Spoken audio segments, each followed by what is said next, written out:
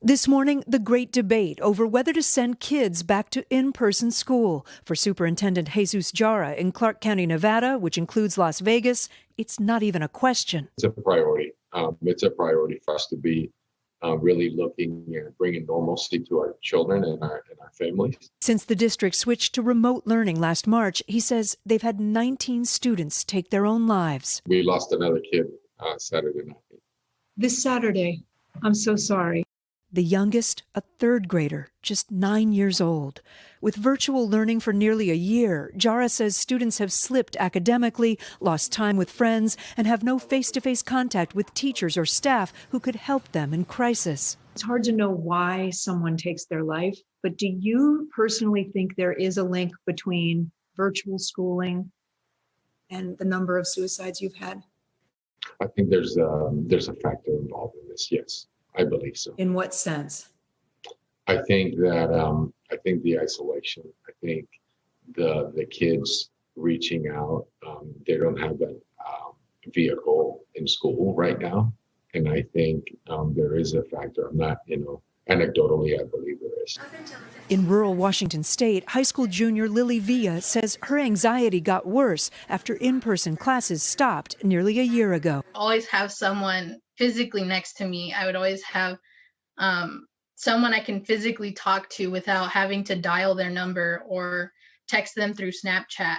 And now I'm just with my cat in my room. Do you feel a lot of uncertainty right now? Is that part of the anxiety? Yes. I'm in my junior year. I'm planning to take the SATs. I'm doing college searches, and right now I'm not learning. I'm not retaining any information. Across the country, 42% of students are attending schools that are virtual only. Chicago wants to open public schools for in-person learning next week, but the city's teachers union is refusing to return. For you, the benefits of getting kids in the building that they might get from it doesn't outweigh the dangers. At this point, it does not. Lori Torres is a mother of 3, and virtual learning hasn't been easy. But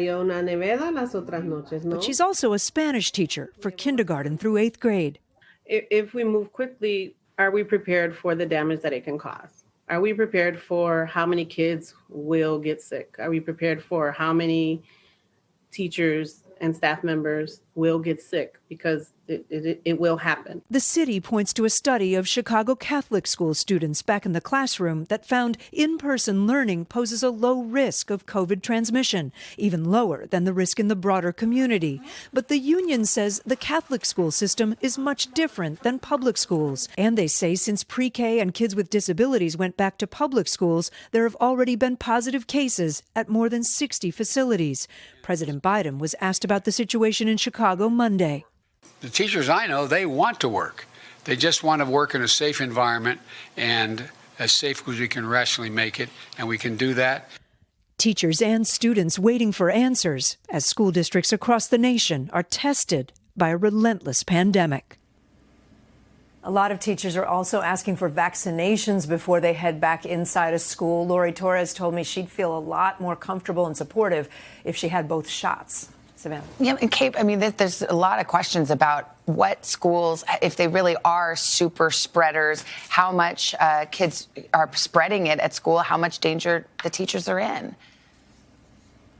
Yeah, and it's tricky. There is some early data from some districts that indicates that schools are not super spreaders. A large study by Brown University, for example, looked at 47 districts back in September and found infection rates below 1%. Another study by Duke and UNC found rates of transmission at schools were lower than community rates were. But the reason this is such a big debate, Savannah, is that there's no standardized national database. So it's impossible to say for sure how a school with in-person learning compares to a school that is virtual. And certainly school districts that have students coming into school do have cases of COVID. That is a fact. And we should remind anyone also, if you have anyone who needs help in your life, we mentioned suicide. The National Suicide Prevention Lifeline is 800-273-8255. Just the cost of this pandemic, I think, will be counting for decades to come. Kate, thank you for this eye-opening story. We appreciate it. My first grader, my boy, he starts back full-time tomorrow, and it was a debate in our house for weeks, whether we should actually send them back. So